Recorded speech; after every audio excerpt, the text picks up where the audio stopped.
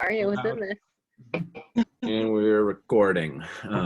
Hello, everybody, now and in the future. Whenever you watch this, we're Miscreant Theatre Collective, and it's part of our Zoom reading series. This week is quite special and awesome because we're reading a local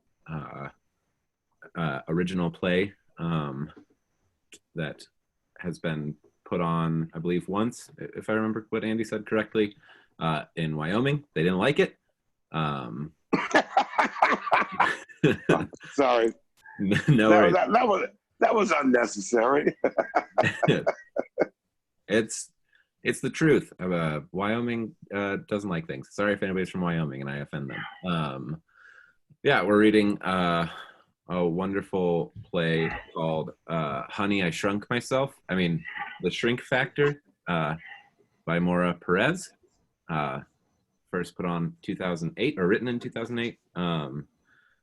Yeah, we'll go through, introduce ourselves, what characters we're playing, and then whenever Tom is ready, he will start us off with the introductory stage directions, and we will go through this whole play in one sitting.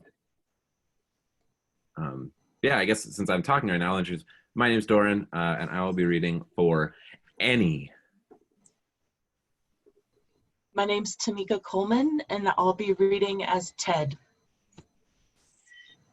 My name is Erin, and I'll be reading as Jim. My name is Dave, and I'm reading for Margaret this evening. I'm Bob, reading for Barb. I'm Amy, I'm reading for Lucy. I'm Natalie, I'm reading for Craig. I am Thomas. I will be reading the stage directions. Is that everybody? Yeah. All right. Act 1, Scene 1, at Rise. Craig and Annie enter, having just arrived home from dinner with old friends. Annie is obviously upset as they come through the door. We weren't even at the restaurant 10 minutes and you diagnosed Sylvia with postpartum depression? You're all worked up over nothing. It's nothing to be ashamed of. It happens to a lot of women. Craig tries to help her take off her coat, but she turns away and removes it herself. Forgetting her purse is on her arm, it fails and spills on the floor. Craig bends down to help. As he reaches for an object, she quickly grabs it away before he can. Annie, I am just trying to help. That's the problem, Craig. Some people don't need or want your help, and Sylvia does not have postpartum depression. I beg to differ. She has all the signs. Trouble concentrating, anxiety, exhaustion, mood swings, all symptoms of PPD. Of course she's exhausted, Craig. With Abigail, Faith, Charlie, and now Nikki, adapting to being up all night again. Richard has been working overtime, so it's all been on her. Don't you think it will help both Richard and Sylvia if they know what they're dealing with? Postpartum depression can be really serious. He will have a good reason to take some time off. She didn't need you to analyze her. She just wanted to relax, to talk with friends. If she wanted a psychiatrist, she would have called your office. What's wrong with saving her some time? Craig, you have to give birth to have postpartum depression. Of course you do. What are you saying? Baby Nikki, she's adopted. No. No. Are you sure? Don't you ever listen? You need to stop this working after hours. You've got to leave it at the office. Come on, what are you talking about? It's not even just our friends. I saw you with the mailman on Saturday. Who? George, we're friends. Please. That's the first time I've ever seen you speak to George. But it's not just him. You seek people out to try and fix. He was troubled. He approached me. He's got a case of severe anthrophobia. He was delivering mail. He wasn't seeking your advice or asking you to probe into his... Okay, I know I will regret this. What's anthrophobia? He's afraid of flowers. Flowers? You're just making things up now. I might have believed spiders or dogs, but flowers? Come on. Haven't you ever wondered why he walks all the way around the house in the summer and puts the mail in the slot by the back door instead of our perfectly good mailbox? No, I really haven't. Our climbing roses on the mailbox simply terrify him. I told him I could cut them down, but it might be better for him to get some therapy. You might be able to avoid spiders, but flowers? It must be a nightmare for George. You go out of your way to talk to complete strangers about their problems, and you can't talk to me? Craig starts looking around, searching for something in the desk drawer, under some books, etc. We're talking. About us? About Megan? It's been almost 3 years. At first I thought, give him time. He knows what he's doing. Everyone handles grief differently, but you haven't even... You used to at least talk to God. We used to pray together. Don't start, Annie. Oh, God, really? We're not having this conversation. I know. That's the problem right there. You don't talk to him. You don't talk to me. You just diagnose, prescribe, and figure out what is best for the rest of us while you completely avoid and ignore your own feelings. I don't ignore my feelings. I'm very capable of... I'm aware of how capable you are, Craig. Every time I ask how you're doing, or when I want to tell you how hard it is for me, I am very aware. Craig is still diligently searching for something and becomes a little shaky as he talks. Come on, we've had plenty of talks. I think I would know if I was... You're just upset from seeing Richard and Sylvia. I was afraid of this. It would bring up all those emotions again, that it would set you back. Set me back? Well, that would be a shame now, wouldn't it, Dr. Fellows? You are the one who sets me back. You dissect my pain and you refuse. What are you looking for? Your stash of cigarettes, didn't you used to hide some in with the videos? What? Why? So you can remind me again that it's a sign of instability and insecurity. I don't know. Do you have any? They used to be all over the place. Oh my God, still the same old thing, isn't it? Anything to avoid the subject. Change the focus. Well, sorry to disappoint you, but I really did quit this time. It's been almost 6 months now. Craig looks up briefly, then continues to search. Obviously, you don't trust me, do you? You're unbelievable. Annie exits. No, I really just want a puff. Desperate now, he goes through her purse. A lighter. I know they must be around here somewhere, but where would she? Genius. Well,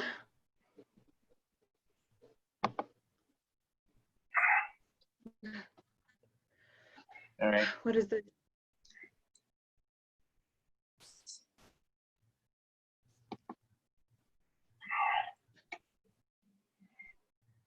What is this? I don't understand. Such a strange sense of relief. Oh, no one ever told me it would feel this good. It's like I've been smoking my entire life. Instant gratification, relaxation.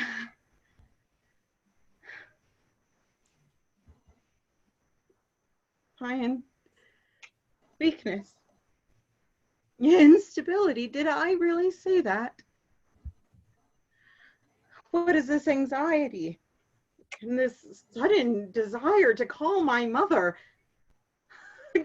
Can't sit still. Obviously can't go to bed. Maybe I'll just review my sessions, record them for Margaret. Takes a briefcase to the table and pulls out a notebook and small tape recorder. Begins looking through his notes. Nancy O'Brien, nothing much there. Mostly communication issues. Needs some assertiveness training to learn how to stand up for herself. Okay, Ted Buckner. Turns on and starts speaking into the tape recorder. Ted Buckner, 31 years old, chain smoker, nervous, fidgety, overly defensive of a tattoo of his mother's face. Basically, an 8x10 that takes up the front side of his entire right shoulder and half his chest. Ted insisted on showing it to me. He also expressed his desire to find someone to settle down with. Someone who can accept that his mom is his best friend. Said he would even consider marriage if he found the right woman. Turns off recorder and bursts out laughing. I don't know how I sat through this one. Turns on. Ted realizes that any girl he dates will need to be really secure in who she is. Believe it or not, Ted's Oedipus complex is not why he's seeking therapy. He believes his overconfidence and control issues are making it impossible to find the right woman. Shuts off recorder. Ted, you have some major denial going on. Sure, those things might be contributing to the problem, but come on. Could they might not want to wake up every morning in bed with your mother? Gives a whole new meaning to the thought of having your mother-in-law looking over your shoulder. Secure? The woman would have to be insane. World's gone crazy. Job security, I guess. Turns recorder on, suddenly somber. Ted is also concerned with Turns off recorder. Ted Buckner. It was right after he left the office. I started craving cigarettes. He tried to light up 3 times in my office, much to my disgust. Puts cigarette in his mouth. I even took the 3rd one right out of his mouth before he could light it. And oh Lord, his obsession with his mother. I haven't spoken to Mom in 2 years. And after that, I can't stop thinking about her. Lights cigarette. This is stupid. I'm obviously having some kind of Notices cigarette, quickly puts it out. empathetic reaction to Ted Buckner. Maybe just because of my problems with my own mother. What's with the smoking? I've never smoked before in my entire life. I just voted to keep it out of public places. I'm not a smoker. Picks up the phone and dials. Mom? Voicemail. Hi, Mom. It's Craig. I know it's been a really long time. Call me back when you get this. We need to talk. Lights. Act 1, Scene 2. Lights come up to a disheveled Craig sleeping on the couch an Afghan falling off of him. Annie enters dressed for work and fixes the blanket to cover Craig. Good morning. Morning. I didn't mean for you to sleep on the couch. Wow, why does it smell like a bar in here? Gross. Have you been smoking? Maybe a little. What time is it? A little after. Annie looks ill, grabs her mouth, and walks as fast as she can toward the bathroom door. 7. Craig is straightening, folding the Afghan, yawning, stretching. Vomiting can be heard. Maybe the flush of the toilet. Annie comes back, opens a window, breathes the fresh air, sprays some air freshener. You okay? I'm sorry, it is rather bleak in here. I will be. Look, I don't want to fight anymore. I really just need to talk with you. I don't know.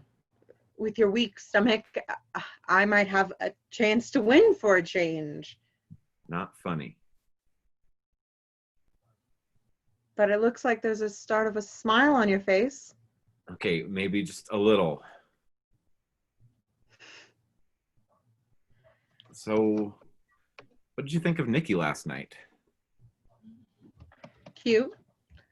Looks like Sylvia, which explains why I thought... Come on, she's adorable. Oh no. I know where you're going with this, Annie. I thought you said you don't want to fight. I really don't want to have this argument again.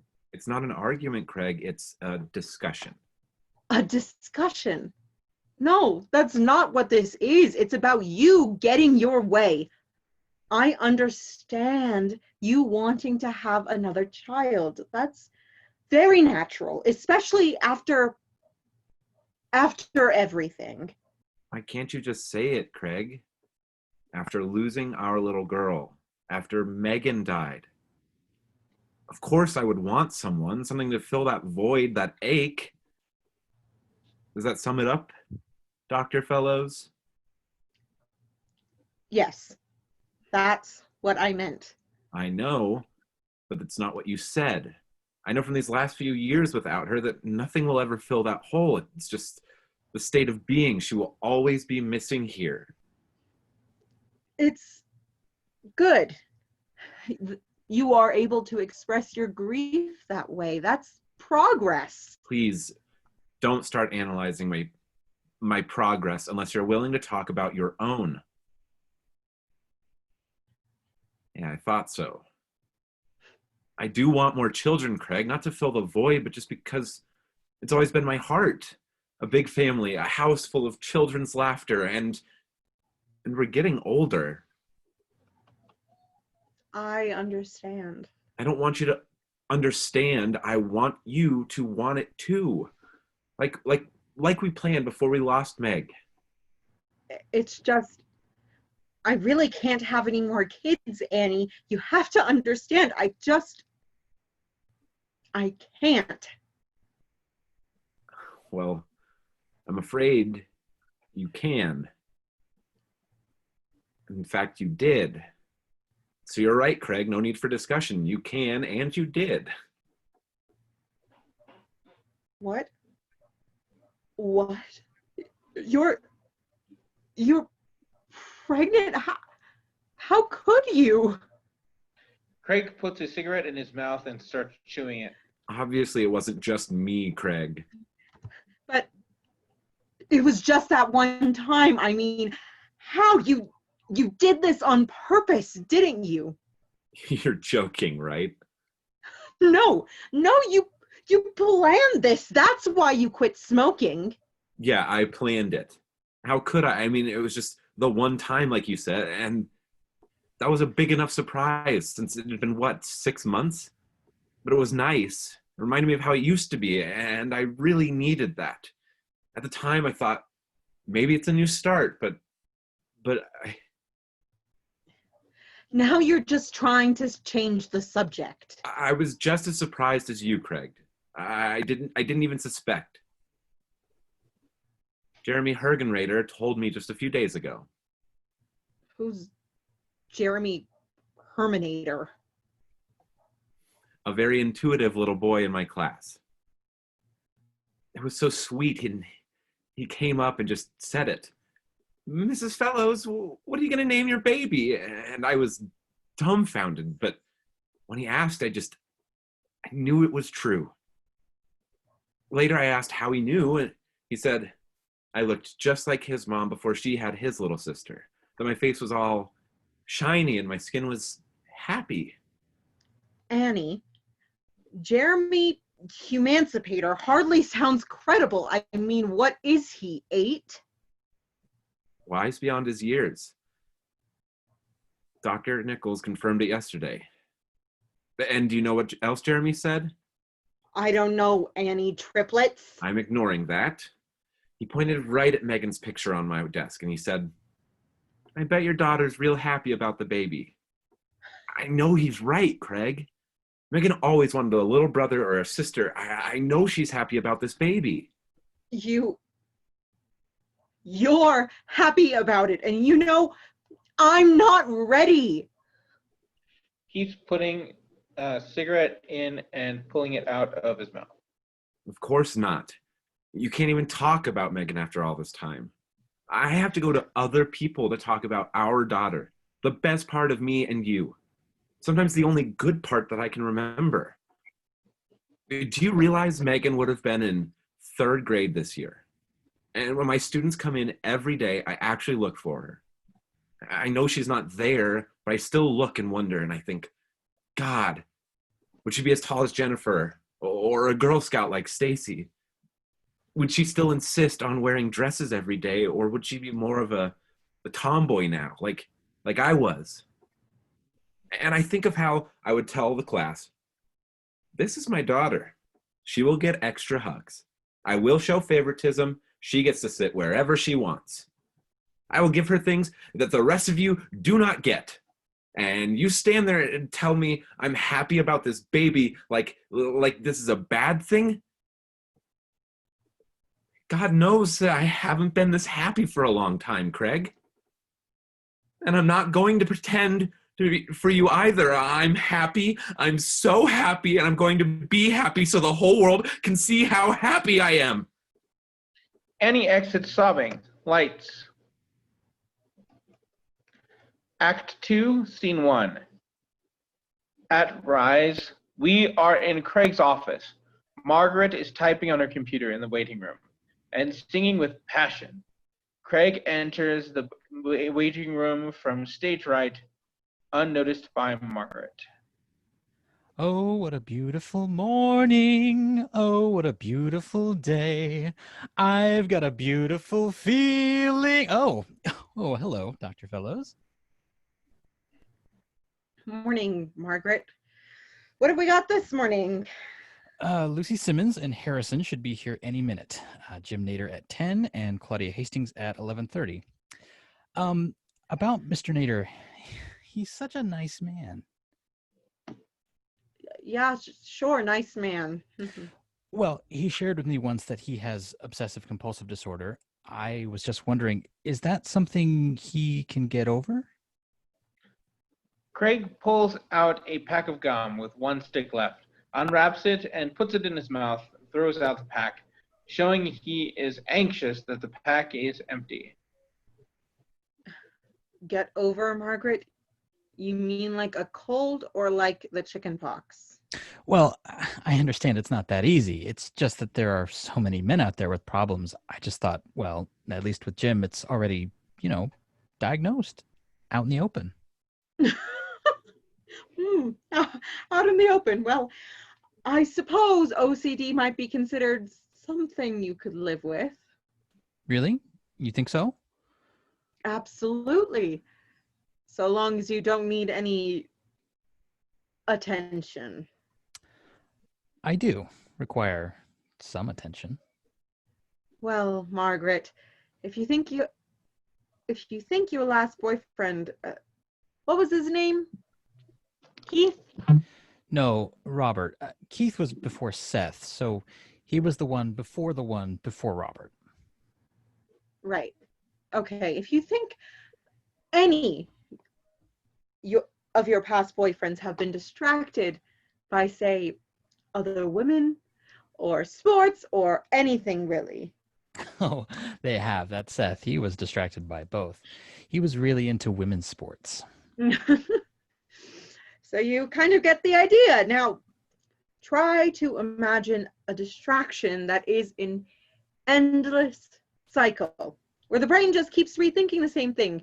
For instance, say your brain keeps telling you that the coffee pot is going to catch on fire, and that you just have the same thought over and over, and it doesn't stop there. It's tenacious. Tenacious. Yes, it just keeps pushing itself above all other thoughts and bullies your mind into thinking that if you don't turn off the coffee pot, unplug it, and put it in the sink, not only will it catch on fire, but it will burn down the office and kill everyone inside. It's not even plugged in, Dr. Fellows. Hypothetically, Margaret. Of course. I see what you mean. That's horrible. So you do that. Turn it off. Unplug it. Maybe even get rid of it altogether. You mean give up coffee? Probably. Because those thoughts won't leave you alone, just like that mean kid who steals your lunch every day in 5th grade. Yes, but I could definitely do that. I could give up coffee for Mr. Nader. So, not the point I was making. But he's so, well, he's so... I know he's so cute. I know he's cute. You do? Holding a pencil like a cigarette and chewing his gum more exaggerated. No, you do, but it doesn't matter, Margaret. It's unethical for you to date a patient. Yes, but technically, I'm not his doctor. You are. Yes, and as his doctor and as your boss, I advise you to forget it. Enters Lucy with Harrison. Oh, baby, it's okay. It's not the vet, just Dr. Fellows. You like Dr. Fellows, remember? Hi, Margaret, Dr. Fellows. Good morning, Lucy. You and Harrison can go on in and make yourself comfortable. I'll be with you in just a minute. Nice to see you, Lucy. Lucy and Harrison head into Craig's office and sits down. Lucy picks up a magazine and looks at it. Lucy, you leave Jim Nader alone. He has enough to deal with. And I want you to keep your job. Starts to walk toward his office, then turns around. Oh, and Margaret, send my mother a bouquet of flowers. Something with daisies. Really? Your mother? Yes. She always liked daisies. What do you want the card to say? Thinking about you. I miss you. Your son, Craig. Really? Yes, really. What do you mean, really? It's just, I thought you and your mother weren't speaking. I'm trying to remedy that.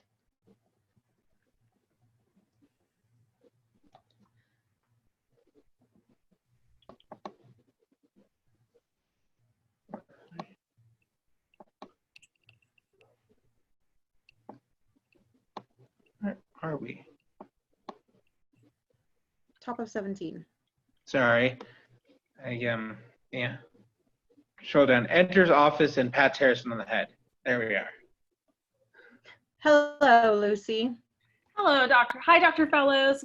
Harrison and I were just reading about Donald Trump. I wish that man would do something with his hair. It's just not natural. We think Bernard could really help him, don't we, Harrison? Bernard has done wonders for all of my pets. Harrison just had a shampoo and styling. But, you know, it really hasn't perked him up like it usually does. You love Bernard, don't you, Harrison? You see what I mean? I just don't think that he's been feeling well, frankly. I'm worried about him. Well, he looks pretty good to me. The shiny coat, fluffy tail. What's he been eating? Eating?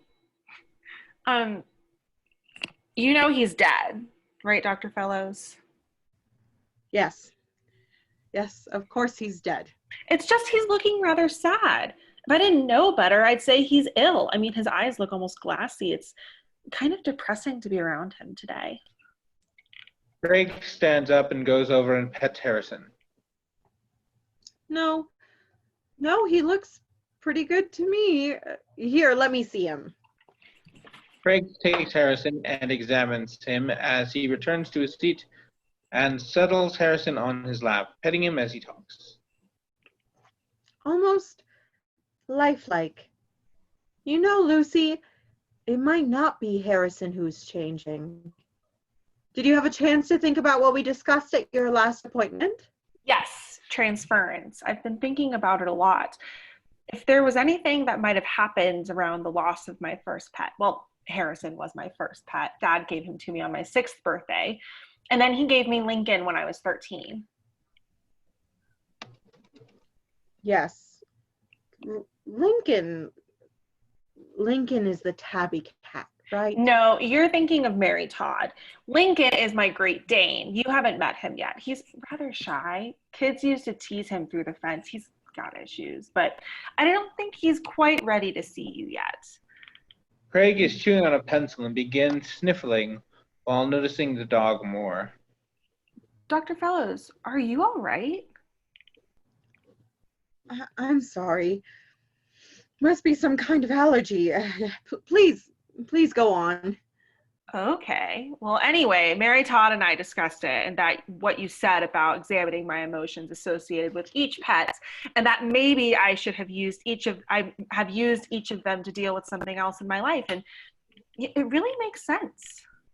Craig is wiping his eyes, grabs a tissue, and blows his nose. It does? Dr. Fellows, I don't think it's allergies.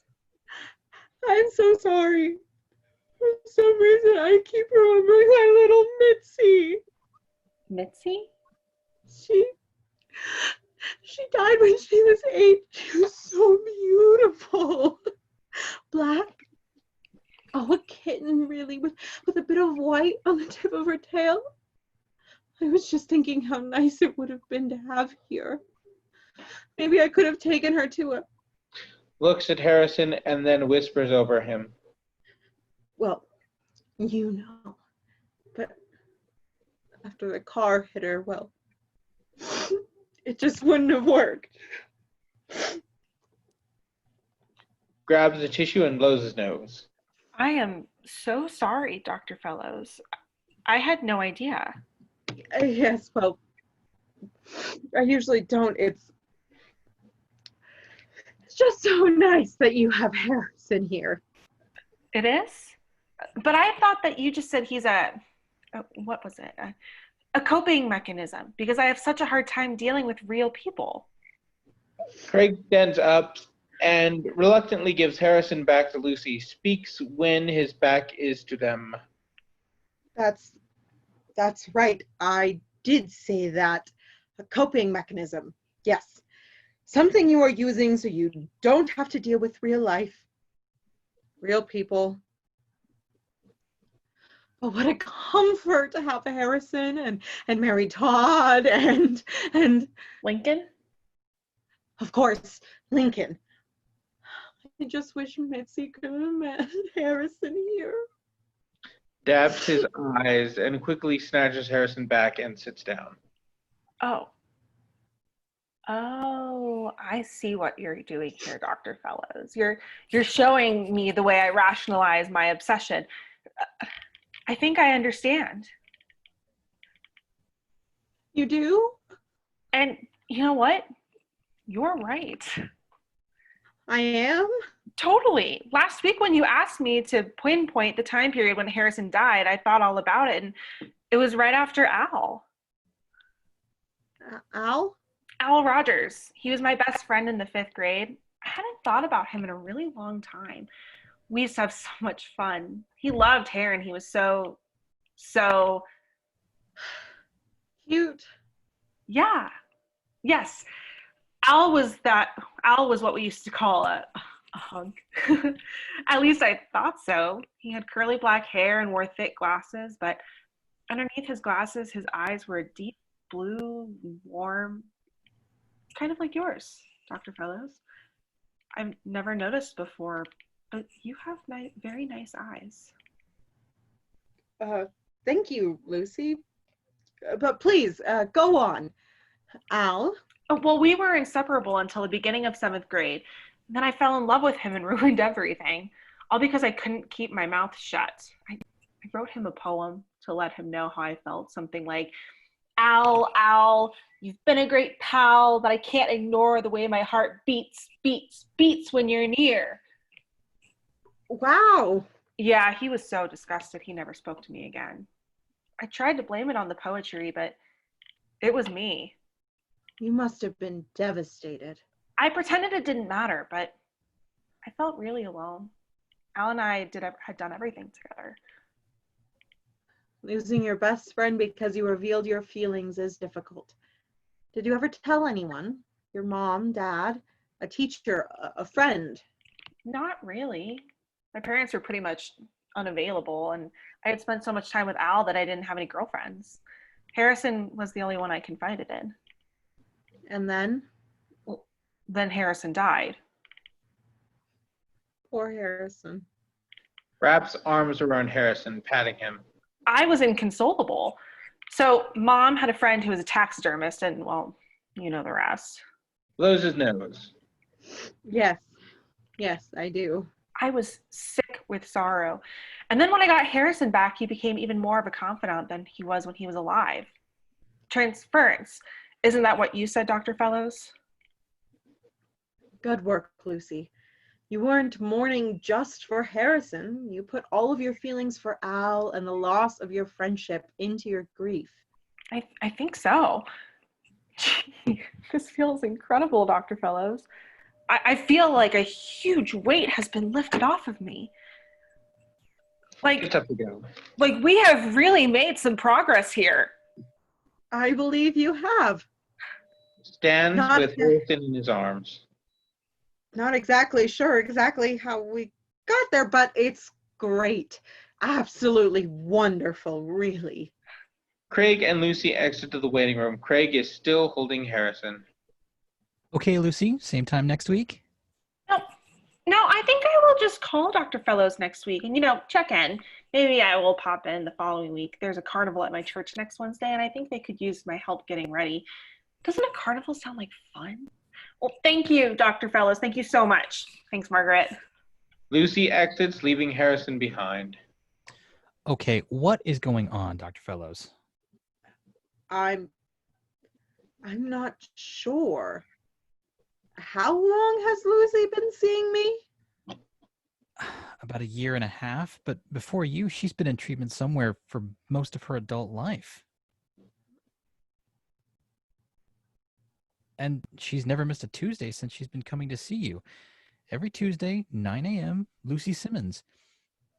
And Dr. Fellows, why are you still holding Harrison? Panics that he is still holding Harrison, starts pacing with Harrison now at arm's length. I don't know, but it's a good sign, right? For Lucy. I mean, she's never left anyone behind before, right? No, not ever. That this is really good news for her. Oh, I really need a cigarette. What? I can't explain right now, Margaret, but do you have any gum? I think so.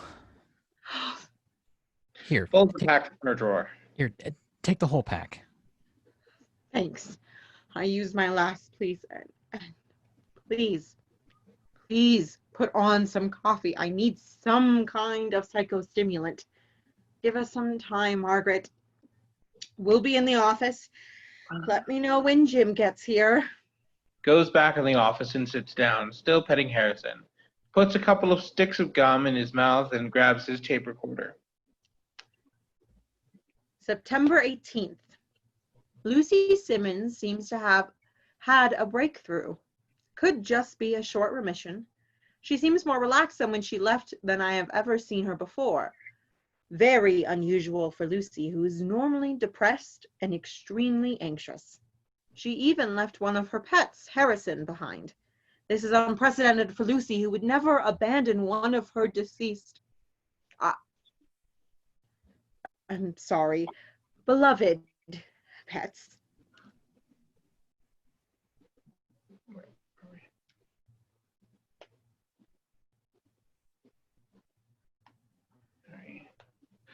Shuts off recorder. Oh, for goodness sake, I can't seem to let go of the mutt. What is happening? This has to stop. Sets Harrison on the floor and paces, turning the recorder back on. And I cried during the session over little Mitzi. Mitzi, the cat who died when I was 8. The cat I haven't thought about since I was 9. And now I'm worried about Fluffy, who lives with Mom. Mom, I've got to call her. Shuts off recorder, picks up phone and dials. Answering machine again. Mom, it's me, Craig. I know this is weird, me calling you again, especially when we haven't spoken in so long. But I'm wondering, how are you? And well, how is Fluffy doing? I've just been thinking about him today, and I just thought I would ask. All right, please call me back when you get this. It's important. Bye, Mom. Hangs up, sits down on the floor, puts Harrison on his lap, and starts speaking to him. Harrison, I hope she hasn't let him wander outside, because I would hate if Fluffy got out. Harrison, this is absurd. I can't even remember the last time I saw Fluffy. It's just he's the only other pet I had besides Mitzi. God, what's going on? I'm acting like Lucy. No, I'm feeling like Lucy. My heart is racing. I feel almost dizzy. Harrison, I have to calm down. There must be some kind of reasonable explanation for all this. Craig stays seated on the floor and can be seen talking to Harrison. Margaret is typing on her computer when Jim Nader enters.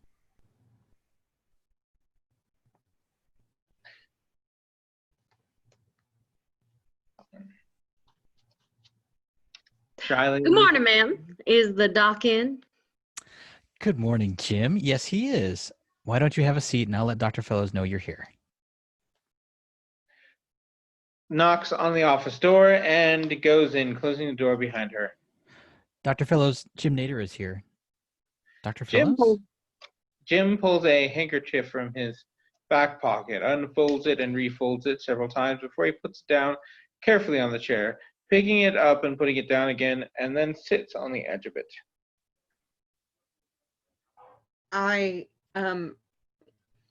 I'll be right there, Margaret. Are you meditating or something? No. Please, Margaret, just give me a few minutes. She exits. This is crazy, Harrison. I'm just feeling empathy for Lucy, that's all.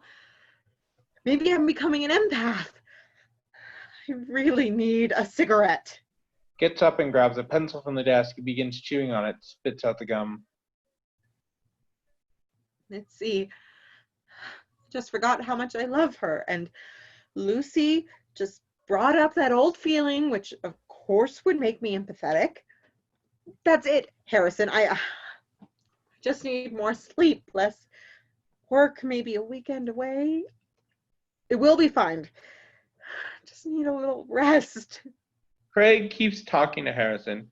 gets a book off of the shelf, paces with Harrison, sits in his chair, reads to Harrison while Jim and Margaret talk.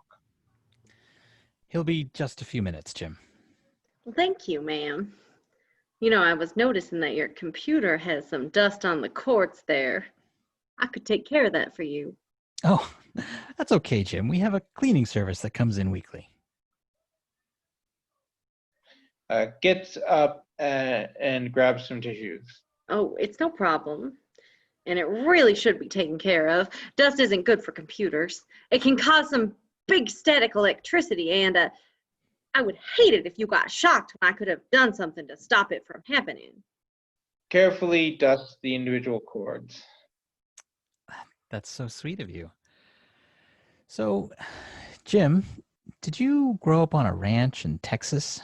No, ma'am. Really?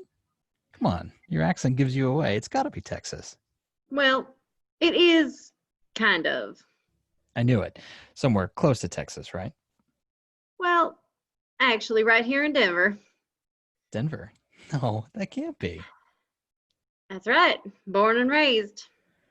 Well, that means you had to develop your accent all on your own.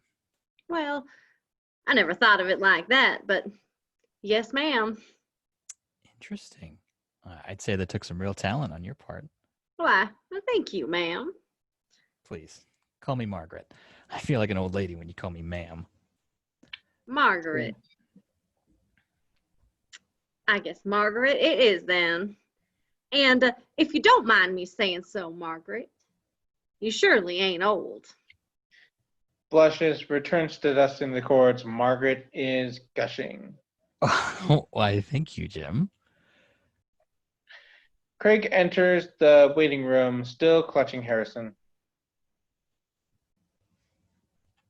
Hello, Jim. Come on in. Be right there, Dr. Fellows. Jim gets up, goes to get his handkerchief, smooths it out, folds it, and refolds it many times before finally putting it back in his pocket. Margaret is staring at Jim dreamily. Don't worry, Jim. You just take your time. Margaret. Hmm? Snap out of it, Margaret. Oh, sorry, Dr. Fellows. What can I do for you? Craig tries to give Harrison to Margaret. Here, I need you to keep an eye on Harrison. Ew, I don't think so. Take him. For goodness sake, he doesn't bite. Margaret tries to take him, but every time she reaches out, she pulls her hand back. Oh, I just can't. Oh, why don't you sit him on the chair? Dead things make me nervous, Dr. Fellows. Craig sits him down. You don't have to worry, Margaret. He's a good boy, aren't you, Harrison? All right, then. Jim, are you ready? I'll be there in a jiff, Doc. Jim enters and closes the door, pauses, looking at the door. Then he pulls on a rubber band he is wearing on his wrist and snaps it hard. Oh, that was a good one. How's the rubber band working for you, Jim?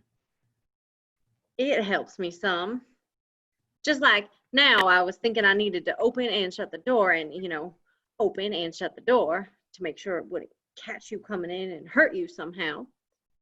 Jim goes to sit down and goes through the ritual with his handkerchief while he speaks. I was having that thought and then kerplow! I zapped it with the old rubber band. I just wish I could not have to have all these thoughts anymore. Doc, I'm plumb worn out. Even Margaret there thinks my accent's cute, but I talk like this because of the OCD. I wanted to be a cowboy because the cowboys were always the heroes in those old westerns I used to watch with my grandpa. The Lone Ranger and John Wayne always saved the day, and usually the girl rode off into the sunset. And if you're going to be a real live cowboy, then by golly, you've got to have yourself an accent. I remember having the argument with myself for several weeks in high school before I knew about the OCD. Then all of a sudden, guess who had an accent? Really? Makes a note in his book between chewing on his pencil. I had no idea. It sounds so authentic. Well, I started listening to the country radio station, and then Mrs. Davies, my chemistry teacher, she didn't help none. I was sweet on Miss Davies, and she was from Texas. I raised my hand in class one day, and when she called on me, I sounded like I had just stepped off the set of Dallas. What did Miss Davies do? Are you kidding? She thought I was making fun of her, especially when everybody started hooting and hollering. She never called on me again, but the accent stuck. I just couldn't shut it down. Too bad, too, because Miss Davies was real nice, and I couldn't talk to her after that. So I wanted to apologize, but she would have thought I was making fun of her. Everyone else just thought I was a freak. You're not a freak, Jim. Pulls a piece of gum out and puts it in his mouth. Everyone has problems. OCD just makes yours more visible. You wanted to impress Mrs. Davies. You wanted to be a Western hero. The behavior of the accent covers both of these things, and the OCD adds to it in the constant thoughts of trying to make everyone safe. You don't know what I'd give, Doc, for just one day. Just one. Well, that's what we're working towards, making the thoughts less powerful. Your previous therapist had you use the rubber band, and it still seems to be working? Yeah, sort of. It distracts me and all. So I can sometimes skip the behavior, like with the door. How did that make you feel? Good, but it doesn't stop the thoughts. What about the handkerchief? Why didn't you try the rubber band with the handkerchief? Why, I'm not sure. I suppose I just accept the handkerchief as part of my keeping things clean, and cleanliness is really just a habit for me now. But you wear the gloves and sit on the handkerchief. You don't feel it's something you have to do? I suppose I do. I guess I've been doing it so long, it just kind of feels natural and safer if I do those things. I mean, no offense, Doc, but how do I know who sits in these chairs?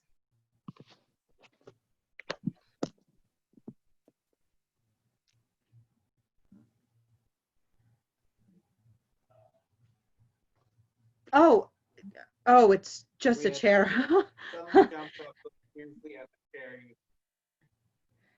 Just a chair. Just a regular old chair, Jim. I know it is. Just, well, without these tools, I wouldn't feel safe. They help me function in the real world with all the unknown.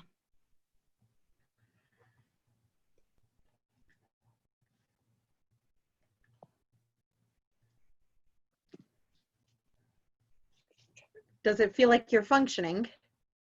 Sometimes. And then other times it feels like I am just trying to survive. I think it might be time to try something different, Jim. Cognitive therapy. The rituals or behaviors result from trying to placate the unwanted thoughts. So I want you to let you know. I want you to let the thought come, but give it a limit and refuse to do its bidding. You mean ignore them? I've tried that, Doc. They won't be ignored. No. You give the thought 10 minutes where you pay complete attention to it. Deliberately think about it and listen to the thought. But you also intentionally refusing to perform the ritual is telling you to do. I think this might help you take back control of your thoughts. Craig looks at his hands, which he is still rubbing, and puts them in his pockets. Don't you want to sit down, Doc? No, I've been sitting all morning. I know this will be hard, Jim, but I want you to give this a try. Set 2 times each day, say in the morning and mid-afternoon, then let the current obsessive thought come. Or focus on one that's been a real battle lately. Like the Band-Aid? Sure, the Band-Aid. That's a good example. Only in this case, instead of picking up a dirty Band-Aid, I want you to make a dirty Band-Aid and throw it out on the street. Then for 10 minutes, set a timer and let your mind obsess about the Band-Aid and all the things that might happen because it's lying in the street. Well, when I found that one on the street, I thought about how some child might pick it up and catch some kind of disease. Really? I can see that happening. I mean, good. Good, that's exactly it. So I picked it up. Yes, but no, you can't pick it up this time. You just have to sit and give yourself permission to allow the thoughts and listen to them, but you can't act on them. Well, then I thought the child could die from the disease. And then I thought about the parents. His mom and dad would be heartbroken, and it would be my fault. Yes. They could blame you for the death of their child. But I'm not supposed to pick it up. Of course you have to pick it up. What? Craig is distraught. Shoves several more pieces of gum in his mouth, making sure each wrapper gets in the trash can. No, you did pick it up, but not this time. This time you don't. You leave it in the street, and then when the timer goes off, you don't allow that thought any more time. You think about something else. Anything else except the Band-Aid. Do you think you can do that, Jim? Sure. But, Doc, just talking about it with you, I feel much better. Last time, I picked it up and then I was going to throw it away, but then I couldn't throw it away in public trash can, just in case a homeless person dug through the garbage and got sick from the Band-Aid. Isn't that crazy? I'm not so sure. Homeless people do dig through the trash and they probably get sick from it sometimes. So then I was going to throw it down in the grate in the street until I thought that if it rains, then the street could flood and the Band-Aid would float right back into the street and it would have even more bacteria on it. And the same child I had saved might just find it anyway and die anyway. See how my mind works, Doc? Well, you can never be too careful. Starts turning the knob back and forth on the door. Finally, after 2 days, I went to the hospital and threw it in one of those safety containers. Oh, thank God. Doc? It's good, right? Good that you finally got rid of it. Craig begins opening and closing the door repetitively. Doc, talking to you like this, I'm actually having normal thoughts. Like I was just thinking I would really like one of those greasy cheeseburgers at Riley's for lunch. But you wouldn't really eat one of those, would you? Because, well, osteosclerosis, heart attack, not to mention indigestion, it's not pretty, Jim. No worries. I mean, I am really not worried about it at all. Wow. Can't remember the last time I could say that. Okay. You can stop now, Doc. Stop what? The door. I get the hint. My time's up. Thank you so much, Doc. Grab Craig's hand and shakes it firmly. Craig looks at his hand in horror. Jim exits and talks quietly to Margaret. Ew. I don't know where those gloves have been. Goodbye, Miss Margaret. You might want to keep an eye on the Doc there. He was acting a little funny. Thanks, Jim. I mean, Mr. Nader, we'll see you next week. See you then. Lifts his hat and turns to leave. Pulls on the rubber band on his wrist by the door, but doesn't snap it. False alarm. Exits. Margaret, you got any of those wipey things or the stuff that takes the germs off your hands? Hand sanitizer? Sure, Dr. Fellows.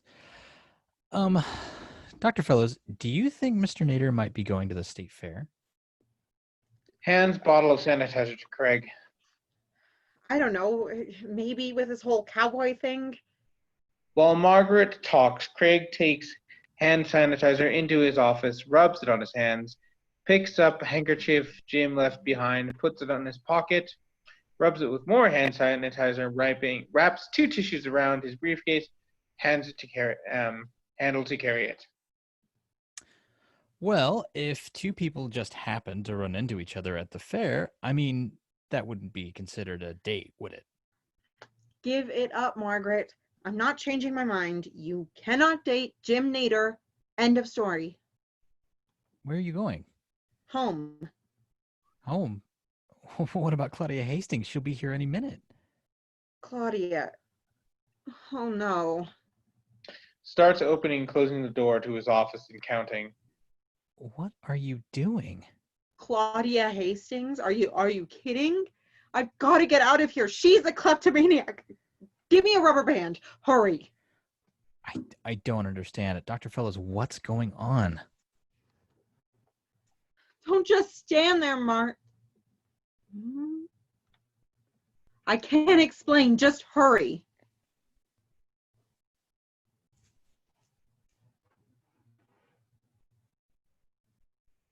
Margaret hands him a rubber band. He puts it on his wrist and snaps it hard and is able to walk into the lobby. Ow. Oh, Harrison, I can't leave you here. Grabs handkerchief from his pocket, wraps it around Harrison and picks him up. Don't just stand there, Margaret. Open the door. Sure, Dr. Fellows, sure, but... Cancel all my appointments for the rest of the week. Take a vacation. Do something fun. Okay, but the only thing really happening right now is... And Margaret, I know this is going to sound strange, but throw away the coffee pot. Exits. Sure, Dr. Fellows. That's what I do. Follow orders. Picks up coffee pot and puts it in the trash can. Besides, I was not going to let you burn down the building. I think that Jim Nader is having a strange effect on both of us. I should really look into it. Starts looking in a Rolodex. I mean, what would it hurt? It's not like Jim likes me. Not really. We could just hang out, go to the rodeo, have a cup of coffee. No coffee. That's a bad idea. But I do love cotton candy. Lights and curtains. Act 3, Scene 1. Scene opens to find Craig with a pot holder glove on one hand and a rubber dishwashing glove on the other hand. He is holding a toilet brush and has the phone to his ear. Harrison is sitting on the dining room table. Mom, it's me again. I just need your help with something. What kind of cleaner do you use on the toilet? Annie's got common, but I'm not sure that's the best thing to kill germs. Are you okay, Mom? I'm a little worried. You haven't returned any of my calls. Well, I guess I just will use the Comet. Maybe throw in a little Listerine for good measure. Bye, Mom. Oh, and call me, please. Of course, she could be holding a grudge, but no. Mom's well. She used to read me stories. She would play hopscotch with me, marbles. She always made time. Comet and Listerine it is. This bathroom must be clean. Clean enough for you to drink out of, right, Harrison? What am I doing? Worrying about my mother, toilet germs, and talking to the stiff? I'm sorry, Harrison. It's just apologizing to the student. Oh, what's this guy's name? Something Beck. Looks through some books on his bookshelf. Beck. There it is. Erin T. Beck. Anxiety disorders and phobias. Cognitive perspective. Flips through the book, but starts turning the radio on and off while he is flipping. He enters quietly. It's no use, Harrison. I can't get past the first 3 words. All I can think about is flipping the switch to make sure no electrical currents are going to shoot out. Hi, honey. Oh, Annie, don't sneak up on me like that. I didn't think you'd be home yet. Notice his pot holder. Are you cooking something? No, I was just researching something for work. I probably talking to someone. Harrison, this is Annie. Annie Harrison is going to be staying with us for a while. Harrison, is this some kind of joke? I can't talk about this now. We have to clean the toilet. Come on, boy. Craig picks up Harrison and exits stage left. Clean the toilet. Craig, what's going on? Craig? Follows Craig off stage. Lights. Act 3, Scene 2. Lights come up dimly in dining area and spots Craig in family room area. Craig is now wearing black gloves that are easy to move his hands in. He takes a handkerchief out of his back pocket and folds it, refolds it, and then folds it to sit on. He then pulls out another handkerchief, refolds it, and places it on his own lap to set Harrison on. Looks around before placing Harrison on his lap. Okay. We checked the faucets at least 5 times. I brought in that bucket of plugs from the garage. What is it about you, old boy? Why is it so easy to talk to you? Like about Mitzi? I've been remembering more about her, about what happened. It was Dad. He saw me first. He was crying right after I found her. He thought I was crying because he told me to mow the lawn. I tried to tell him. I really tried, but he couldn't. Well, he yelled at me. What are you doing? I'm not raising no crybaby. And he spanked me. And once he knew, he yelled at me again. I told you not to let her outside. What were you thinking? I suppose maybe he was embarrassed after I told him. When he'd realized what he'd done. So then he blamed me to let himself off the hook. What a horrible day. I guess I understood a little more once I became a father. Puts Harrison down, folds handkerchief on his lap, and puts it in his pocket. It's so hard, Harrison. You worry about being good enough, and then you never really are, and then not when it really matters. I've seen it with my patients. Those big hopes of being different than the old man, and hope you make a conscious effort to be gentler, to listen, to love better, but we all fail. Somehow we all fail. Craig walks over and picks up Megan's picture for his next lines. As he speaks in the shadows, we see Annie enter with a laundry basket full of unfolded clothes. She stops where Craig can't see her and listens.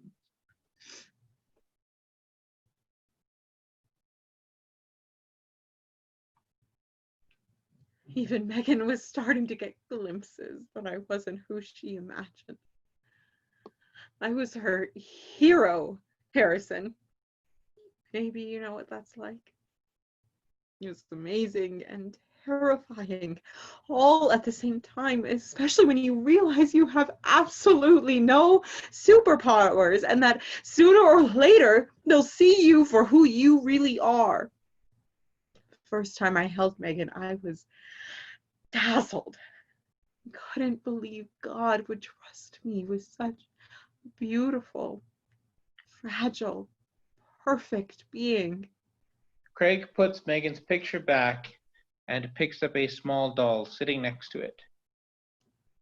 This is Dee Dee. Annie bought her, and she let me give her to Meg. It was when Meg first got sick. She had a fever and she was shivering. I came in to tuck her in and I gave her the doll. She took her and she said, "It's Dee Dee. She looks just like Dee Dee."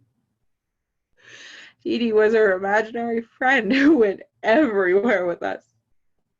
Several months before she was sick, I had to run to the store for something. Oh, what was it?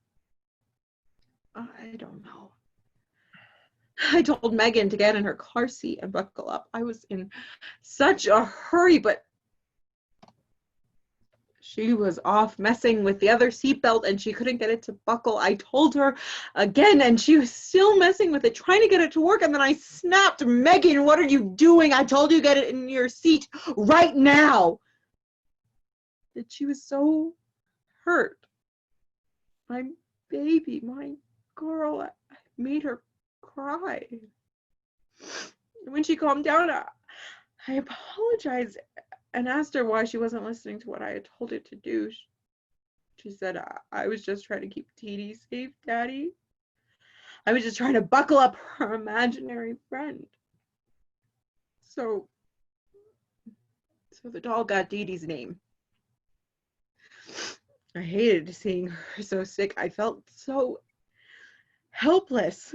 And yet she still worked it out that I was her hero. And when she held her new doll, her eyes got all sparkly. She said, "How did you know, Daddy? How did you know?" Suddenly, I was magic. She fell asleep holding Dee Dee, and I sat there, feeling despite it all, I was the one who made the world spin. Craig sits back down on the handkerchief, still holding Dee Dee. He is rocking Dee Dee back and forth. Annie, still in shadows, is seen in the shakes of sobbing. She rises, wipes her eyes, and exits the way she came in. Lights fade out. Act 3, Scene 3. The next day, late afternoon, lights come up on Annie, looking through psychologist data. Absolutely nothing about instantaneous smoking, sudden electrical neurosis, or how to kill a dog that's already dead. That's right, Harrison. Consider yourself warned. Opens front door. Oh, Barb. Thank God you're here. Craig, well, he's completely mad. He's fixing things and then he's checking everything. Once, but over and over, and I'm not sure what to do. Do I call a doctor? Craig always says how important mental health is. Don't call just anyone. Oh, thank God you're here. Did I say that already? Barb is carrying a box, which he sets on the table. I knew something was wrong, and I would have been here sooner, but I didn't hear any of my messages until an hour ago. I was shocked to hear Craig's voice. Really excited at first since it's been so long. Then after about the sixth message, I knew I better get over there. He seemed extremely anxious, especially about Fluffy. Fluffy is just part of it. He's got a new friend. Here, let me introduce you. This is Harrison.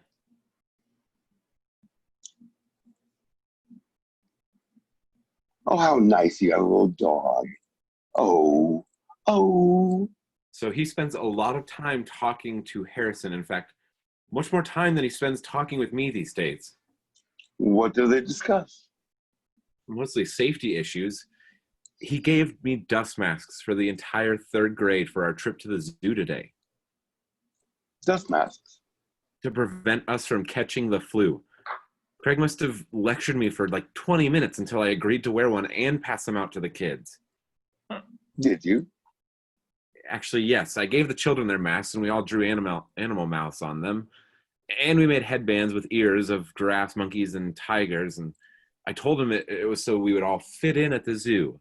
It would have been better if it had been a little closer to Halloween, but kids all had fun with it. You're incredible. Then I got the 3rd degree when I came home. Did I keep the mask on the whole time? Did I make sure to wash my hands? I think it's the baby, you know? I told him. Oh, that's great, and I don't know. I mean, other than showing a strange paranoia and sudden bizarre behaviors, and taking his smoking outside, I haven't really seen anything positive from telling him. smoking? Craig? No way. No, I haven't gotten to that yet, have I? I can't figure out if he's having a nervous breakdown or if he's just in shock from the news. Lights go on off several times in the kitchen. What was that? That's your son. He's also been worried about electrical fires. Craig enters with an unlit cigarette in his mouth. 67,800 fires in homes in the U.S. and 485 deaths just last year, Harrison. Mom, it's you. You came.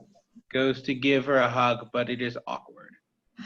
I thought when you didn't answer your phone, well, I had all kinds of thoughts. I won't bore you with my thoughts, but thank God you're here. Hugs her again and keeps his arms around her. Yes, well, Annie has already, thank God, several times, in fact. My phone was out of range up in the mountains, really. Of course, I came as soon as I could. Are you all right, Craig? Yeah, sure. I'm great now, Mom. Oh, so now you're smoking?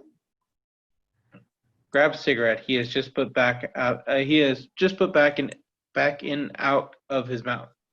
And you're calling me and sending me flowers. Craig, what does this all mean? What is going on? Why, I just miss you, and this is silly. I don't even remember why we were arguing. Come on, Craig. You don't remember why we haven't spoken to me in almost 2 years? All right, I remember. You made me angry. You wouldn't let up. I didn't want to talk about it, any of it. And you just kept pushing and bringing it up. I'm fine. I was fine. I was handling it in my own time, my way. Can't we be friends again? You're my mom. Handling it? You let 2 years go by, refusing to see me because you were handling it. Yes. No, I don't know. I just know that I miss you. Even your stubbornness. I mean, look, I'm just like you. Just as pig-headed. Always have been. You know, the other day I was thinking about the paper airplanes. Remember? We used to throw them off the deck. And I would run all the way downstairs and outside to retrieve them. And you would sing a song. Usually The Muffin Man. Or Running on Empty. Until I caught my breath. And then we'd launch our airplanes again. Yes, I remember. I recall also the Easter before Megan died. And we all stood on the balcony with our airplanes. Oh, and some little parachute bunny she got in her basket. And she laughed and laughed when you did the running and came back all out of breath. And you huffed and puffed and she. She took over, so I wouldn't pass out. I forgot. You didn't forget, Craig. You pushed it away. Just like you push Annie away, just like you pushed me away. Every week when I see Annie, I get so angry with you.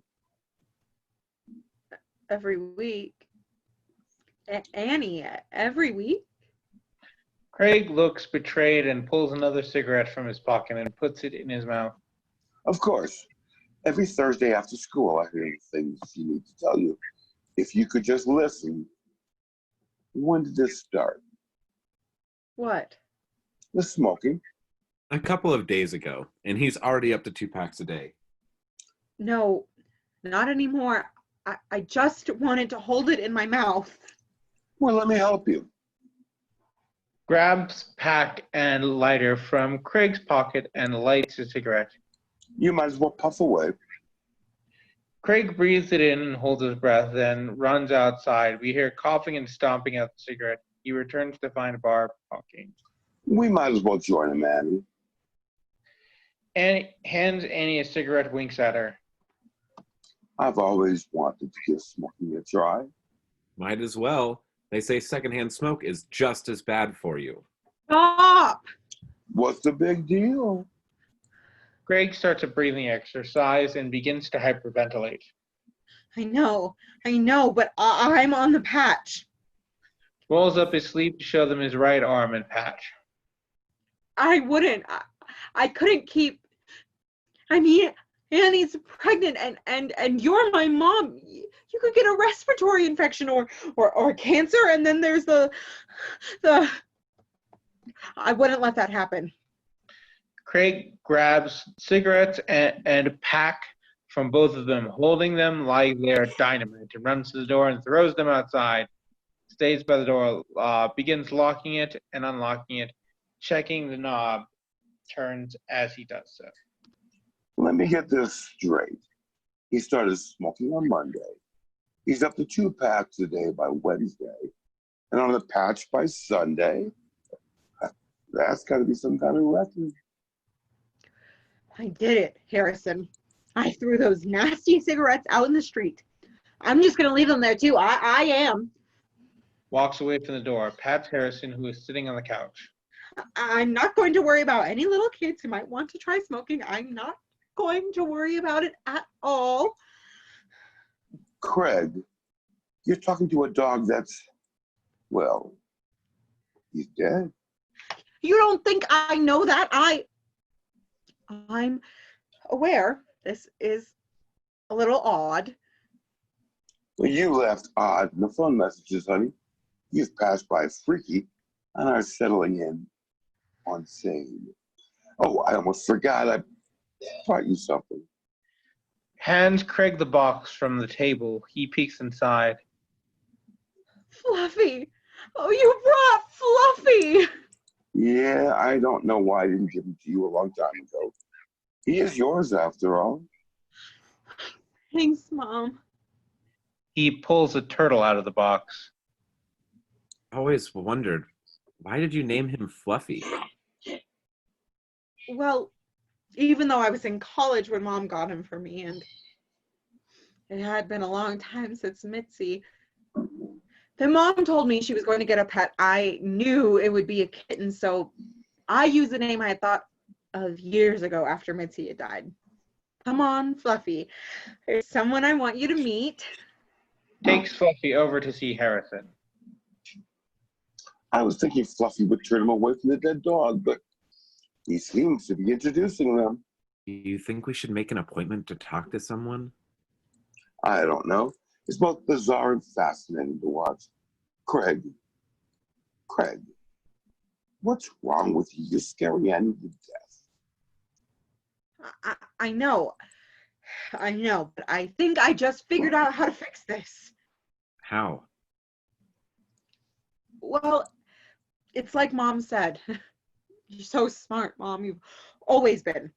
I was always so proud to have you as my mom. Remember when we went to the ice capades and you took me out for ice cream sodas? Craig, get to the point. Right. You said you should have given Fluffy back to me a long time ago because he belongs to me. I just need to return Harrison here and a few other things to my patients, and then everything will be okay. You'll see. Stands up and hugs Barb and then hands her a dust mask. Here, Mom, wear this on the way out. Then you can use it when you go to the grocery store. It's flu season. You can't be too careful. Don't worry, Annie. It'll be okay. I promise. Snaps his wrist twice with a rubber band, yelps, then kisses Annie on the cheek and exits. Hold on.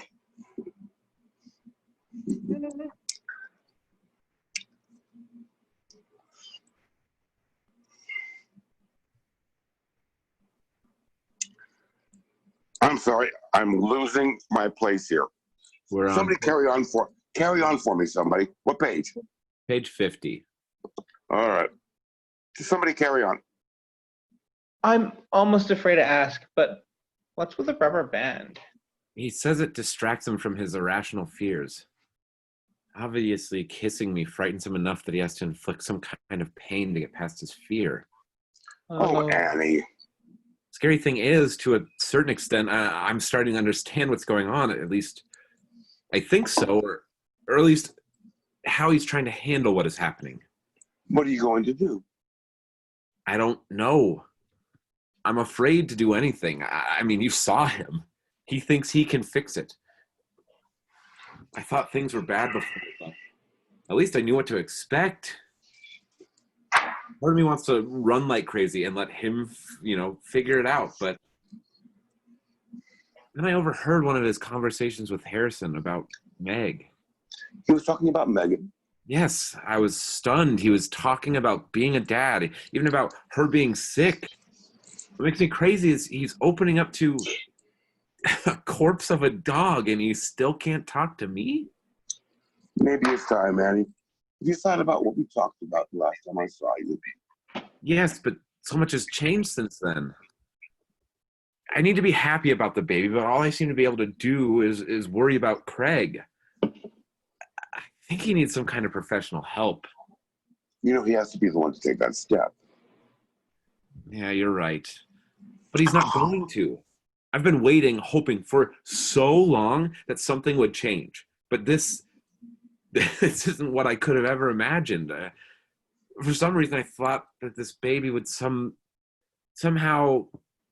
Barb hugs Annie as she sobs. Lights fade out. Lights come up to find Craig pacing and talking to himself.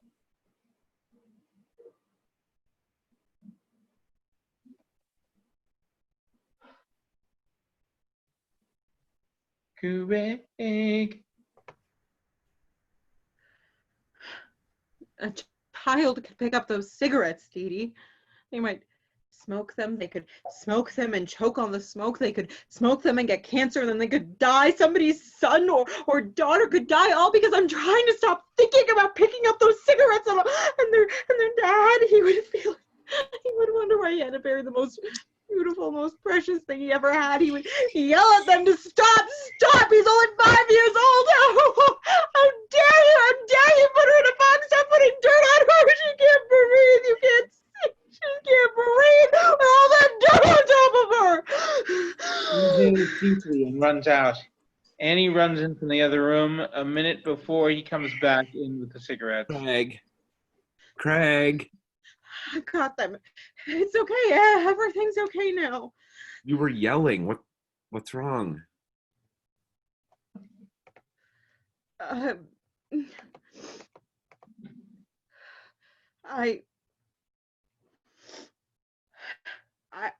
took care of it, Megan. I'm not going to let these cigarettes hurt anyone. I promise. I promise no one else is going to die. Craig, you called me Megan? Oh, Annie, I was just trying to pick up some trash. Cigarettes in his pocket. Doorbell rings. I have some patients stopping by. I have to get that. Craig, we need to talk. Doorbell! We'll have to wait. It'll have to wait, Annie. This is really important. I'm coming. Craig snaps his wrist several times before opening the door. Annie exits stage right. Lucy, come on in. Dr. Fellows, wow, this is great. I get to see where you live. It's not much, but it's comfortable. How are you, Lucy? Good. I'm really good. You'll never guess. I've been to the shelter. I'm getting a puppy. A real live one. But what about Harrison? He's been really missing you. Harrison? Is it possible that there's some transference going on here, Dr. Fellows? What? Well, I'm really flattered that you like Harrison, but is it possible that your feelings go deeper than that? I mean, you invited me to your house. Maybe you've been missing me. What? Doorbell. Excuse me, I'll be right back. Craig opens and shuts the door a couple of times, snaps the rubber band, and finally opens the door for Ted while Lucy walks toward Harrison. Hey, Doc. You gonna let me in or what? I apologize, Ted. Come on in. There's a fly I was trying to get rid of. He opens and closes the door several times before shutting it. I'm glad you're here. I have something for you. Tries to give Ted the cigarettes. Whoa. Those ain't mine, Dr. Fellows. Why are you trying to give me someone else's smokes? Are you sure? I thought you might have left them at the office. No, I'm more of a Marlboro man, if you know what I mean. But hey, I've done real good the last few days. I've barely had any. I think I'm quitting. Yeah, I'm pretty sure I'm quitting. Lights just may be the thing if you're quitting. Hands Ted the cigarettes. Have a seat, Ted. I'll be right with you. Returns to Lucy, who is downstage from Ted, still quietly talking to Harrison. I told you he missed you, Lucy. That's the happiest I've seen him since I brought him home. Harrison's always been extremely loyal, but Dr. Fellows, I've never seen him take to anyone like he has to you. Not even Al Rodgers. Maybe you should just keep him. Keep him? Really? You mean it? Snaps rubber band. But no, no, Lucy, I can't. It wouldn't be right. He belongs with you. Well, I could come visit him sometimes. Like tonight. I'm free tonight. Tonight? Well, that might work. It would give me and Harrison more time before he has to go. No, I can't, Lucy. This has to stop. You have to take Harrison back. Look at him. He needs you. Ted has been pretending to read a magazine, but is really noticing Lucy and is about to put his feet on the coffee table when Craig rushes over to stop him. Whoa, Ted, I just polished that. Not a good idea. Hey, Doc, who's the hottie? Hottie? Oh, you mean Lucy. Yeah, Lucy. I don't think she's your type, Ted.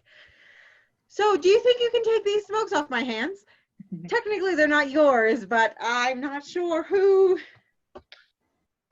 Ted interrupts. Is Lucy hitched? Craig begins turning the radio on and off. Hitched? No, she's not. But like I said, I don't think she's your type. My type? What are you talking about? You barely know me. What I mean is she's too old for you. She's got to be close to your mom's age. How is your mom? I don't know. Haven't talked to her all week. Hey, that's it. I knew Lucy reminded me of someone. Who? Lucy. She looks like my mom. Here. Look. Ted unbuttons his shirt and opens before Craig can stop him, so Craig can see his shoulder, but the audience is blocked by the shirt. No, Ted, that's really not necessary. And There she is, your mother. Oh, no, I don't see it. Oh, your mom looks so young. Yeah, but this was about 10 years ago. Imagine her a little older. You're still not seeing it, Ted. But your mom, she's a good-looking woman. Yeah, she's a beauty. That's for sure. And you haven't talked to her all week? I saw mine this morning. I thought you two were close. You think I should call her? What do you think, Ted?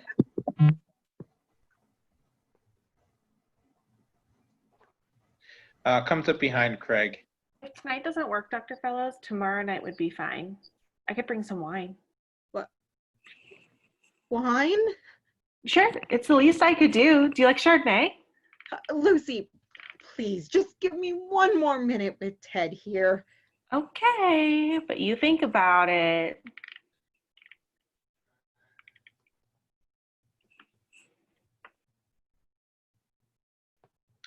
Gives them some space, looks at the photographs or books while they talk. Oh, I see how it is, Dr. Fellows. No wonder you weren't eager to introduce me to Lucy. No. Oh, no, Ted, you got it all wrong. Lucy is a patient. Not very ethical, Doc. I better go. You really think these lights will help me quit? Yes, please take them. But you don't understand. Lucy and I, there is nothing. Your business, Doc, really. I gotta go. You know, Mom's birthday is in a couple of days, and well, I think you're right. I need to give her a call, make some plans. You're right about Lucy, too. But she doesn't hold a candle to my mom. Sorry. Heads toward door. Craig stops him as he's about to leave. Wait, Ted, take these too. Hands him a box of nicotine patches. When you're done with the lights and the urge gets stronger, try these. Maybe you can quit for good. Make Mom proud. Sure. Thanks, Doc. Exits. I thought he'd never leave. The gig is up, Dr. Fellows. Well, maybe I should call you Craig since we're not in the office. And don't worry about that whole crossing the line of like patient-doctor relationship thing. You have always been a complete gentleman to me, and I don't have to be your patient anymore. What? Annie comes out with a suitcase and sets it down by the kitchen table. Who was that? Who? A woman. A woman just came in from the other room and put that suitcase right there. Who is she? That would be Annie, my wife. You're married? What about us? Us? Lucy, the only us is you are my patient. That's not enough, Craig. I've seen the way you look at me sometimes with one eyebrow raised. Come on, Lucy. I look at all my patients that way. It isn't flirtatious. It's more inquisitive. But you cried, and you took Harrison home with you. We've had some kind of connection. You can't deny that. You told me about your kitty. You're right. We do. But you're married. So it's not the kind of connection where we live happily ever after, is it? No, I'm sorry. It isn't. So, well, that transference thing just keeps working its magic. I think I've just been feeling so good. I guess I was thinking it had more to do with you than it did. What are we going to do with Harrison? He missed you, Lucy. You take him home. Craig hugs Harrison and reluctantly hands him to Lucy. Thank you.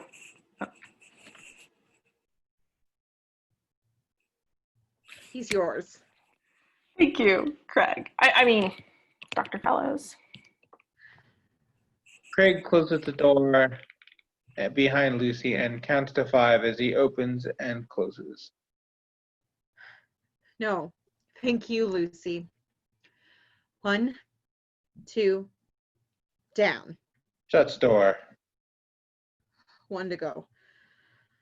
I am not shaky. I don't need this anymore. Ripped off patch. Annie enters carrying another bag. Annie, I did it. Annie, where are you going? I'm leaving, Craig. You have a conference. A retreat or something. No, I'll be at your mom's for a few days, and then, well, I'll have to let you know. You can't leave. It's working. Look, no more patch. And Harrison, he's gone forever.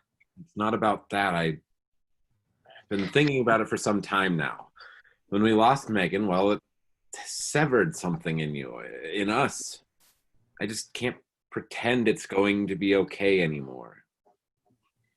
You're really leaving. Yes. I'm taking the van. We can figure things out later, but it's time, Craig. I want the photo albums, the exercise equipment, and the rocking chair. That's all I want, really. The baby.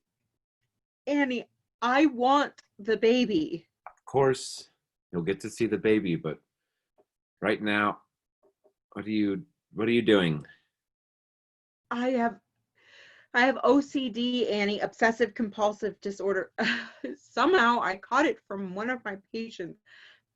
I'm checking these plugs to make sure that they plug and unplug. Okay, then I'll probably change all the plugs in the house, and then I will probably strip off all the plugs off of all of our appliances and lamps and the television and replace them with these. It's called responsibility OCD. I want to save the world from anything and everything that's bad, that even has the minutest chance of happening. I know why I have to constantly check all the light switches, the doorknobs, the locks, to make sure that they're safe, and why I am suddenly obsessed with germs. The dust masks? Yeah. Especially remember that on that field trip last year, Bobby Yeager vomited all over the bus. That's why I'm so adamant. I can't control my thoughts. It's so bizarre. I've worked for years with patients. I think it's worse because I'm a doctor. I feel like I'm supposed to know better how to deal with all of this, but I can't stop it. I feel so helpless. Craig, I can't do this. I have to go. Start toward the door. Please, Annie. It's like with Megan. Plugging and unplugging the same cord over and over. I held her in that hospital bed and she was so little. She was so very little. Stops, then turns around. But she knew you were there and you were so big. No.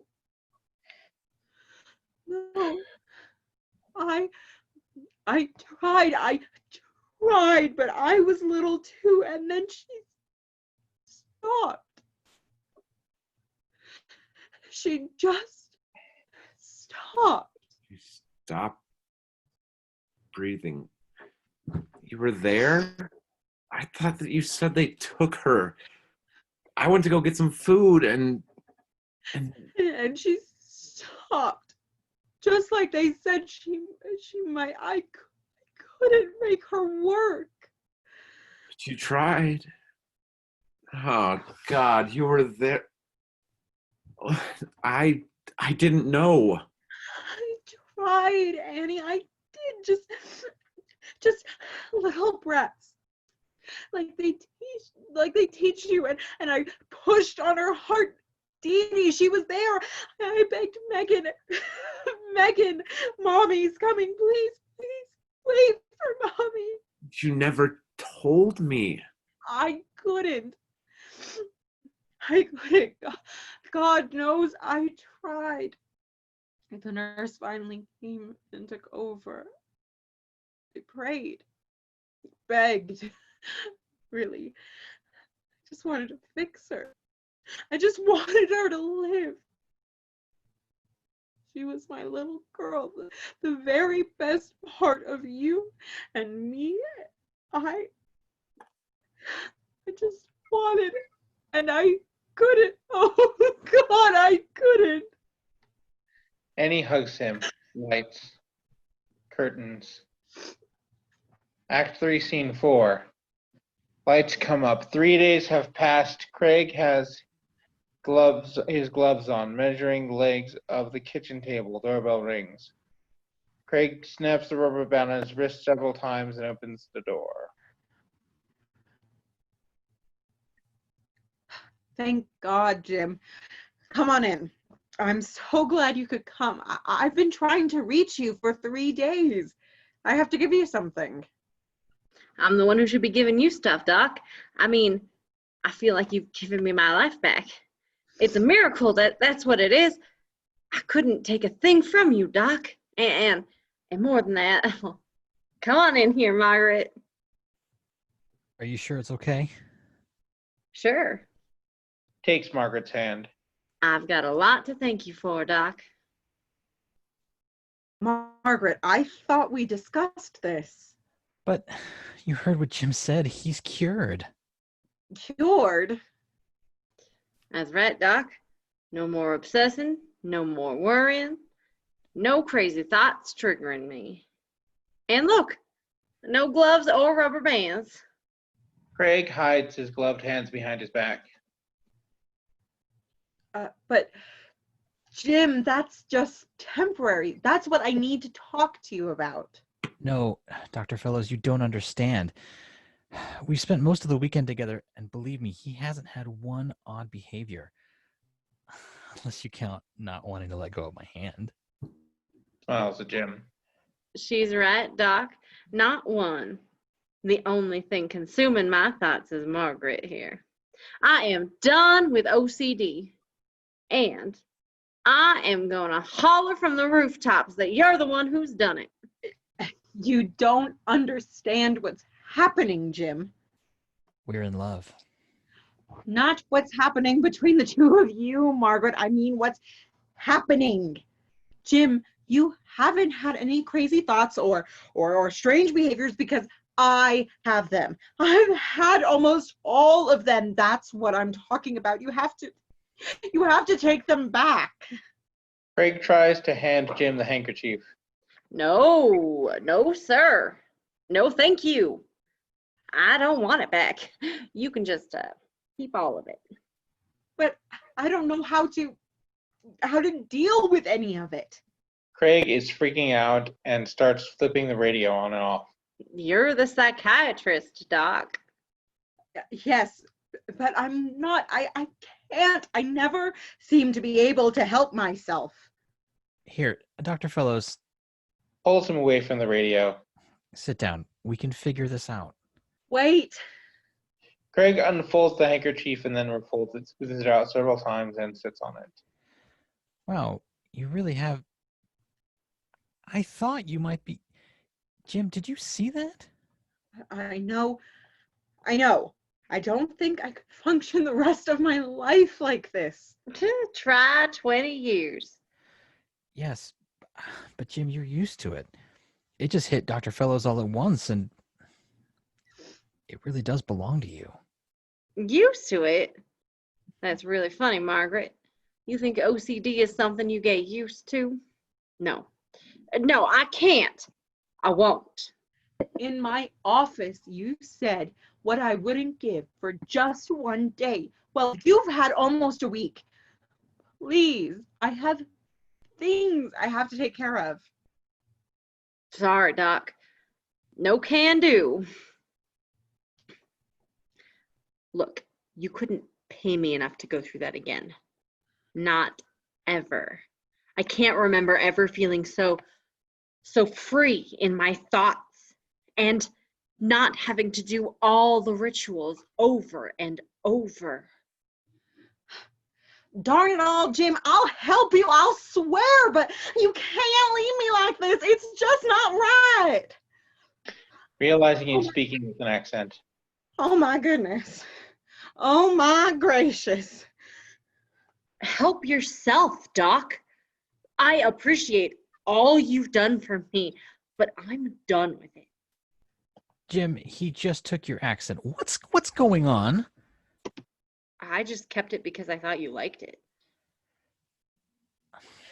Margaret looks at Craig, then at Jim. Oh, that's so sweet. You see how wonderful he is, Dr. Fellows? Yeah, he's a real peach. Come on, Jim. Prove to Margaret that you're the man she thinks you are. No, I'm not.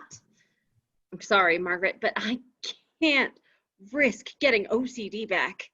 Not even for you. But I'll hang on to the accent, Doc. But that's it. You'll have to figure out the rest out for yourself. I'm sorry, Margaret. Jim exits. No, don't go, please. Well, Well, what? what are you going to do? What is there to do? I hate to tell you this, but this has been the best weekend of my life. I mean, we petted the bunnies and we went country swing dancing and I think I love that man. I liked working for you, Dr. Fellows, but this is once in a lifetime. Margaret, maybe you could convince him. It's like he's just been released from prison. I can't force him back in a cell. I have to go, Doc. Exits, shutting the door behind her. Locks and unlocks the door several times. Well, that's it then. Can't blame him, really. Craig opens and closes the door 2 more times. Margaret re-enters on the second opening. Okay, I'll take it, but I'm not making any promises. She holds out her hand for the handkerchief. You hear me? No promises. It's okay, Margaret. Keeps the handkerchief. I shouldn't have asked you. Besides, I think I'm feeling better. What do you mean? Well, I'm not absolutely positive, but I'm not so aware of every little thing. I forgot it's natural to find comfort in your own psychosis. Like for Lucy, she really wanted Harrison back, even though she no longer needed him anymore. Jim didn't feel natural with accent, and so He took it back. it's okay. I think he knew what he was doing. He'll need you. Go, Margaret. It's okay. Go. Thanks, Doc. She hugs him and exits. Craig continues opening and closing the door. Annie enters the stage, under stage right, sets a book on the table. Still working on that door. Comes up behind Craig and hugs him. No. No, I was just thinking. There's something strangely comforting in the opening and closing. Letting things out, things you never wanted, things you never expected, things you have no control over. Craig continues to open and close the door while speaking, then turns toward Annie, embraces her. Lights fade. Curtains. Yay.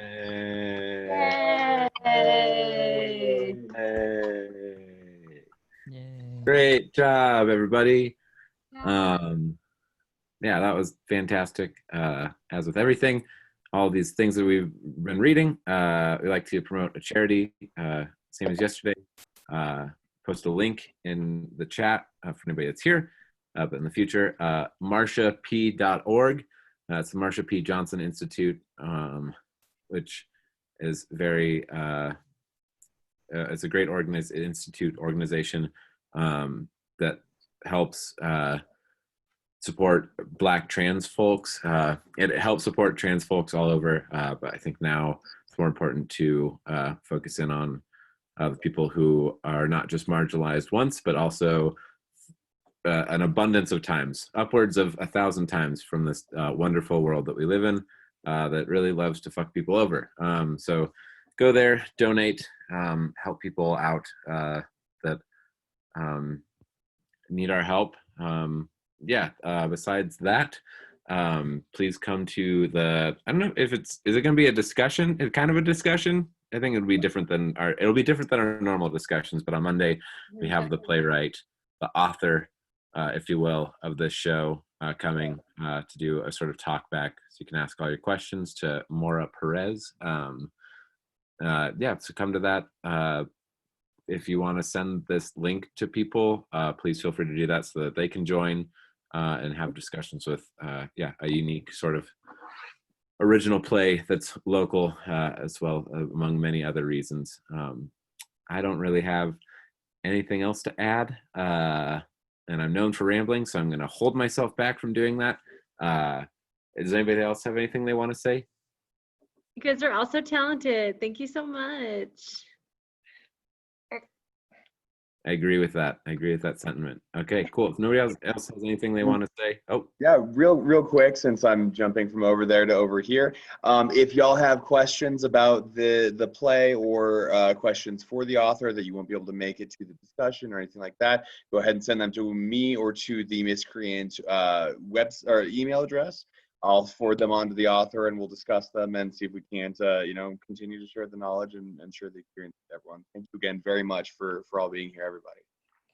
Yeah, I agreed with that sentiment. I'm going to stop this recording. Nobody has to leave if they don't want to. Feel free to hang out, but I'm going to press stop because files are big.